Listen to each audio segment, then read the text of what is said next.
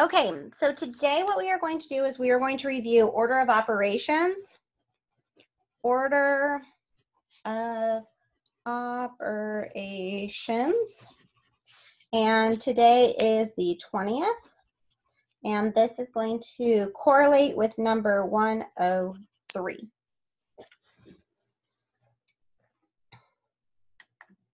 Trying to adjust that so it's not blurry.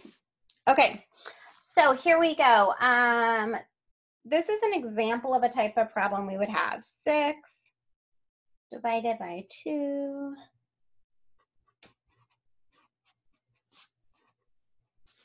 Okay, so when we're looking at problems like this, this is when order of operations comes in play and is necessary. I want to remind everybody that when we talk about order of operations, we are talking about GEMDAS. So the G stands for grouping symbols. Grouping symbols. Examples of grouping symbols would be some brackets that look like this. It would be parentheses. It could be absolute value bars.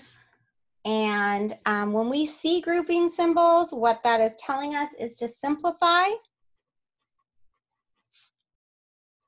within these symbols. Okay, now I want you guys to know that if I come across something that looks like this, like the squiggle brackets, that is not a grouping symbol.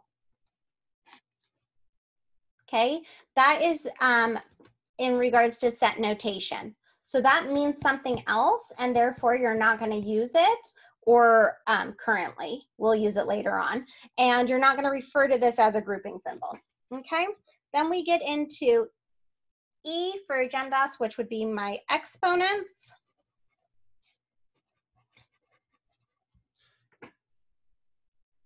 And I'm assuming you all know what exponents are.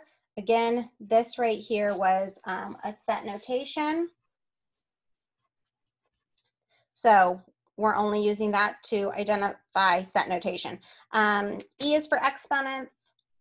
You should know what that is. I have M and D, and it's going like this from left to right. So I'm going to multiply and divide left to right. And then I also have A and S, and that means to add or subtract.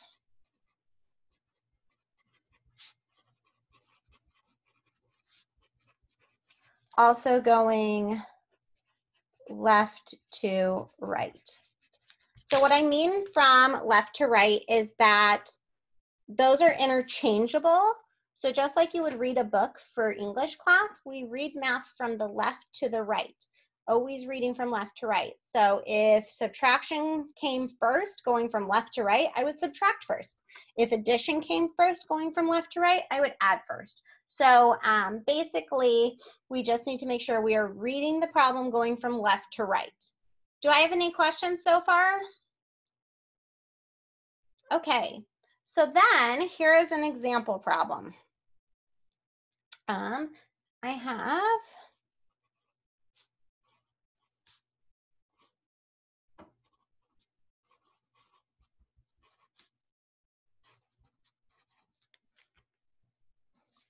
I have this.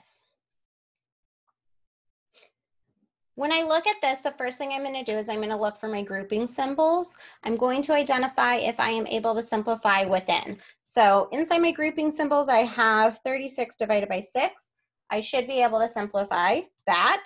So I'm going to write on my next line showing that step. Remember, we always do one step at a time. And I wrote an equals out of habit. I shouldn't have, because it's not an equation.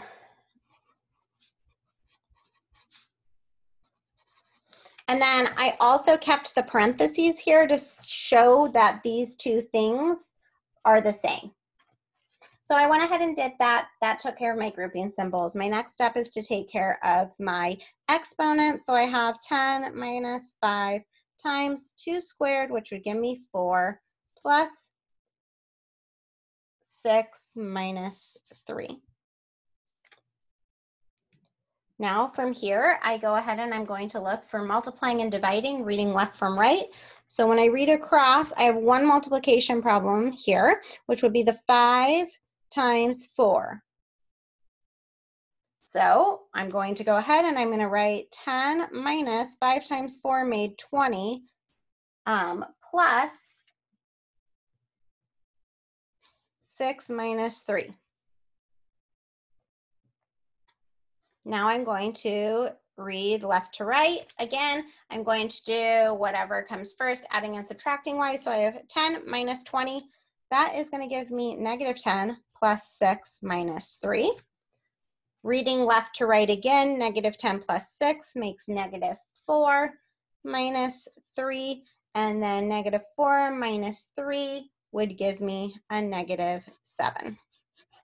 And there you have it. So I'm going to give you one more example, and then I'm going to give you a do now that you are going to get to experience by yourself. Wrong way. Okay, so here's my next example. This is 10 times 4, the quantity of 10 times 4, plus the quantity of 9 times 3, minus 8, plus 44, divided by 11, minus 2.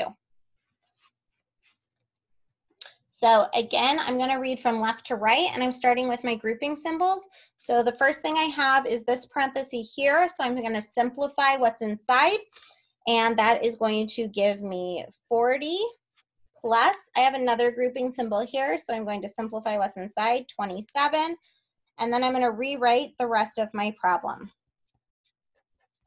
One of the things we talked about earlier this week was that we need to try to get things down to be like one number inside of grouping symbols in order to try to make them as simplified as possible. Now I'm going to look, do I have exponents? No, so I'm moving on to multiplying and dividing. Reading across left to right, the first thing I come across here would be the 44 divided by 11. So I rewrite the rest of my problem, 40 plus 27 minus 8 plus 4 minus 2. And this 4 came from the 44 divided by 11. I go on to the next step, reading from left to right. First thing I come across is this addition, 40 plus 27. That makes 67 minus 8 plus 4 minus 2. Again, I read from left to right, so 67 minus 8. That should give me 59 plus 4 minus 2. Reading from left to right, 59 plus 4 gives me 63 minus 2. And then 63 minus 2 gives me 61. And there you have it.